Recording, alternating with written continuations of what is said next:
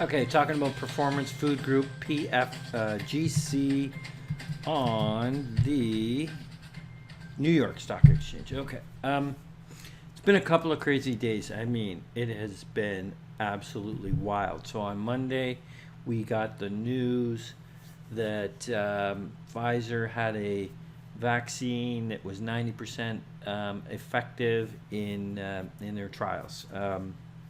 I'd say you got to take that a little bit with a grain of salt. We've seen some trials earlier on other things with Biogen was a good example. All that was for Alzheimer's, but still they said a positive test and stock went up 40%. A couple days later, the FDA came out and said, "Oh, not so fast," and stock went down 30%. So, I mean, it's that crazy. Now, I don't think this is quite the same situation. But 90% sounds like they're giving you the best possible data they could give you. There's probably some more testing. Let's just chill out a little bit. Anyways, the market went crazy. There was also, by the way, over the weekend, the election had been called by the media outlets, so we had some bounce from that too. And Monday was crazy, but there was a lot of stocks that were down too. So it was like a lot of stocks that were up that were, the economy's going to get roaring again, and we're going to be back to work. And then Tuesday was a bit of a flip. And I mean, we're just going back and forth there again. And it's been like this for months. So at the end of the day, I can tell you one thing you need to do is buy high quality companies. I guarantee it. Do not buy some lousy companies that look cheap. Try and buy really good ones. Okay, so with that said, I want to talk about Performance Food Group, PFGC on New York. This is a back to work stock, okay? They provide restaurants with food, like a wholesaler. They have started to get a little bit into selling to grocery stores because of the pandemic, but for all intents and purposes, this is a sales to grocery stores. They made some nice acquisitions. It's a good little company. It's hurting now. Things aren't as good as they used to be. I don't even know if that's worth saying. Like, it's just so obvious. So you got to look down the road, right? So let's do this. I'm going to jump over to the actual model here. And I just reset the default, okay?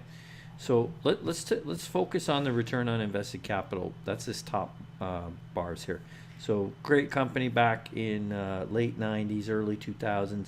Had a bit of a problem 2005, 2006. Pulled itself out, little bumps along the way here. But then really these last 6 years, pretty solid. 10% up to 13 and just kind of riding that 13%. That's what you want to see. Made some acquisitions, so that's this down below. The capital grows with acquisitions. Returns came way down. Nothing to do with the acquisitions. That was COVID. Also, they have a strange year end, by the way. So this 3% loss is a June 20th year end. We now have the September data, and the September to September return on capital is 2%. So obviously, tough times. It's been, never been that bad, and we know why. At this new feature, let's talk about this here, where we can kind of blow up the earnings estimates. And I find these are a little off. So this current quarter in December is sales growth. This is sales growth. So supposed to be up 14%. What I find a little unusual is why would December be up 14% according to analysts, but then the March quarter only up 1%. I find that a little unusual, but be that as it may, what you need to focus on is the current year, and now it's 2021 for them because their year end is June, right? So they're already done, the 2020. So we got 2 years here. 14 and 9% return, sales growth. That is sales growth. Okay, great. So that says to me we can grow the capital, because sales and capital kind of grow at the same. It's roughly, this is going to be a high working capital kind of business. So we can put, 9, 10, 11, somewhere in there. Let's put in 9, kind of growing to 10% capital growth. Now they're not going to keep earning this low rate of return. That's what the model, the algorithm just doesn't quite know that it's going to return. We try to be conservative on a default basis. But let's say they can go back to 13. That seems pretty reasonable, doesn't it? In 5 years' time.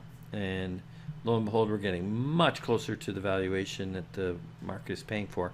But what's not right about this is this doesn't just build itself up to 13 and then drop right off like the way the model does a life cycle type of thing. So we're going to be we're not going to fade the returns quite right away. We're going to say, they're going to sustain themselves a bit longer, and in the long run earn like an 8% return. Okay, and we get a $73 value. That might be a little rich. Before the crash, it was trading at about 63. So we're probably being a bit aggressive there, but that's not a crazy scenario. That's not a crazy valuation. This could really happen. Okay, and if you just kind of look what it was before the crash, it looked like it was almost, well, no, I was going to say high 50s. So if we didn't have a pandemic and they kept growing and they've been doing nice acquisitions and integrating them nicely, all is good. So a little bit of a pullback here is why I actually wanted to talk about this one. It's been on an absolute tear, but it had a pullback in the last couple of days, or today for sure, down about 6% just today. But let's be clear, this is a back to work stock, and I think if the evidence keeps coming in that we're getting there, it's not going to turn around. The fundamentals of the company will not turn around right away. Stock can move a lot sooner, and it already has, but it can keep going. It's not reflecting where this company is going to be 2 years down the road. Okay, and that's how those stock market thinks. That's how we think, and that's where you want to be. Okay, hope that makes sense. PFGC on New York. Thanks for watching our investment video. If you want to improve your portfolio returns, simply subscribe. Or if you're an investment advisor or retail investor and you want help with your portfolio more directly, we can help you with a managed account and manage each and every trade for you.